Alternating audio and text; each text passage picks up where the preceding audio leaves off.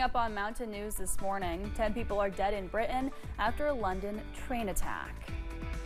And some Kentucky lawmakers are hoping to pass a bill designed to make Halloween safer for kids.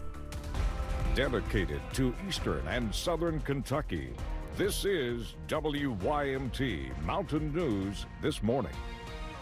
Good morning. Happy Monday to you, Mountain family. I'm Amelia Lee here with you on this November 3rd, 6 o'clock this morning. And Megan, it is a bit foggy outside too. I know you said earlier we've got that dense fog advisory for some of our counties in the area. Yes, that's exactly right. We're watching dense fog advisory for our far western counties and our far eastern counties, but everybody has the chance of seeing some patchy fog this morning, so add a little extra time onto your morning routine. Here's a look at that current visibility. 0-mile visibility right now in Jackson, Irvin, and Wise, as well as Logan. So I'm not playing. This is dense fog this morning. Please drive carefully. And we are looking at no rain, so that'll at least help you out to start off your week. A little bit of clouds in the region, but as we head throughout the next couple hours, that'll clear out, seeing sunny skies this afternoon with temperatures in the morning in the low to mid 40s. And this afternoon, we'll see temperatures in the mid to upper 50s. Again, looking at mostly sunny skies throughout the day. Amelia. Thank you, Megan. Federal authorities say they stopped a potential terrorist attack in Michigan. In a social media post, FBI Director Kash Patel says the suspects were allegedly plotting an attack over Halloween weekend in suburban Detroit. Multiple people between the ages of 16 and 20 were arrested. Authorities claim a 19-year-old was planning an ISIS-inspired attack against an army site in Detroit. Police in Britain say multiple stabbings by a 32-year-old lone attacker is not a terrorist incident. It happened late Saturday on a train rolling towards London. At least 10 people were hurt. Some suffered life-threatening injuries.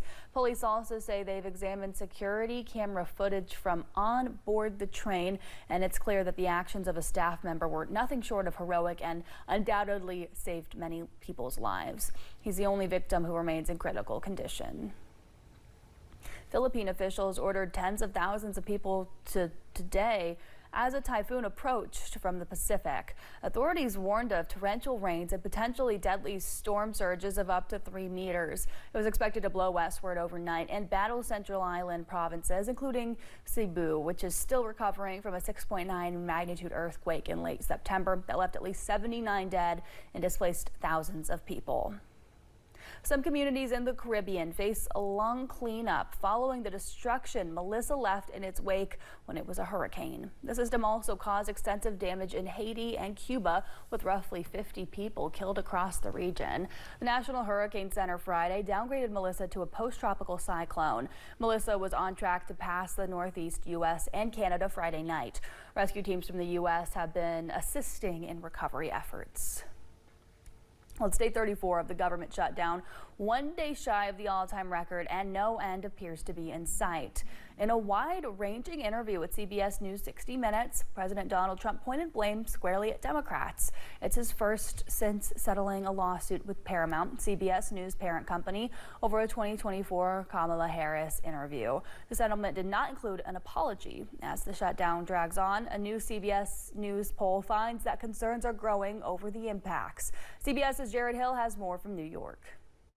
Nice to see you. In a sit-down with 60 Minutes, President Trump said the shutdown will end when congressional Democrats give in or Republicans change the rules. The Republicans have to get tougher. If we end the filibuster, we can do exactly what we want. That's the 60-vote threshold that pushes lawmakers toward compromise. Democrats are demanding a spending bill that extends Affordable Care Act subsidies, with premiums set to skyrocket at the end of the year. You got to go ahead and put America first and sit down with us, deal with the health care shortage. President Trump doubled down on his vow to negotiate only when the government reopens. I'm not going to do it by being extorted by the Democrats. The stalemate has placed millions of SNAP recipients in limbo and led to delays at the nation's airports as federal airport employees react to being forced to work without pay. A new CBS News poll shows a growing number of Americans are concerned about the impact of the shutdown. Disapproval of how the president is handling the shutdown has also ticked up, with people blaming both parties evenly. In the interview, President Trump also defended the surge in immigration raids. I think they haven't gone far enough because we've been held back by the judges. And celebrated future cooperation with China on trade. I think we can be bigger, better, and stronger by working with them as opposed to just knocking them out. Last week, the president ordered the Pentagon to resume nuclear weapons tests, though he told 60 Minutes he's discussed denuclearization with Chinese President Xi Jinping and Russian leader Vladimir Putin. Jared Hill, CBS News. This week, the U.S. Supreme Court will hear arguments challenging President Trump's use of tariffs. Critics accuse him of overstepping his authority. Well, research shows expecting mothers infected with COVID-19 can pass on a serious complication to their unborn child. A new study from Massachusetts General Hospital finds those children have a higher risk of developing autism and other disorders, including speech and motor skill problems. The difference for any one child was small. The research also shows boys are at a greater risk than girls for neurological disorders when the mother is infected. Well, today, the Trump administration is facing a ticking clock of its own. Two federal judges ruled Friday that the White House must continue to pay for the nation's biggest food aid program using emergency reserve funds while the federal government is closed. President Donald Trump says he's asking lawyers to clarify how to legally fund SNAP as soon as possible. Rebecca Hall is a single mom of 5 working part-time as a nursing assistant. I would surely give up a meal for my kids to eat. If it came down to me eating, they're going to eat. Most states have announced increased or expedited funding for food banks and other ways to load at least some benefits onto SNAP debit cards.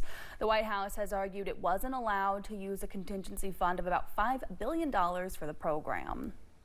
Kentucky was one of more than 24 states that challenged the suspension of SNAP benefits.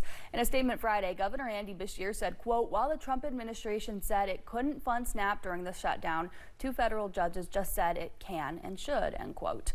The governor also signed an executive order declaring a state of emergency. It directs $5 million from the Budget Reserve Trust Fund to feeding Kentucky food banks. Folks at the Hazel Green Food Pantry in Wolfe County say they're already seeing an overwhelming need. At their most recent distribution day, they served people from 35 different counties. People just begging for anything that we have in here. We've been working with our local businesses. They've been dropping off canned food, any kind of microwavable food, because we are all worried about the children. Starting this week, the Hazel Green Food Pantry is teaming up with Wolfe County schools to serve hot meals to students and their families. Well, some folks in the mountains are wondering what leaders and businesses are doing in their counties about the situation. According to a social media post, the Perry County Fiscal Court says they're partnering with both school systems as well as elected officials and state partners to help those who need food if the shutdown continues. They say they're setting up a community support center where folks can pick up food boxes. Officials say more details could be shared soon. Some Kentucky lawmakers are hoping to pass a bill designed to make Halloween safer for kids. House Bill 42 would prevent Kentucky sex offenders from participating in Halloween-related activities involving minors 2 weeks before and after October 31st. Representative Chad All filed a similar bill in the last legislative session. This is about protecting the lives of children. This is about ensuring that the child's right to have a childhood without being victimized is secure. And the reality is that there is an extremely high reoffense rate among child predators. The bill would be considered during the 2026 legislative session beginning January 6th. Well, the Commonwealth lost a trailblazer in state and American history Saturday as former Kentucky Governor Martha Lane Collins died at 88 years old. She was the state's 56th governor in the mid-1980s, but the first and only woman to hold the state's highest office. Governor Collins' administration was defined by her commitment to education and economic development. She was not only crucial to bringing Toyota's first U.S. manufacturing plant to Kentucky, but also oversaw the implementation of mandatory kindergarten and academic intervention in state schools. And we're looking at those cooler temperatures to begin off your work week, so make sure you grab a light jacket as you're starting off your day. You can expect a mixture of the mid-40s to begin your Monday, and that will warm into the mid to upper 50s this afternoon. Now, we are looking at some cloud cover this morning.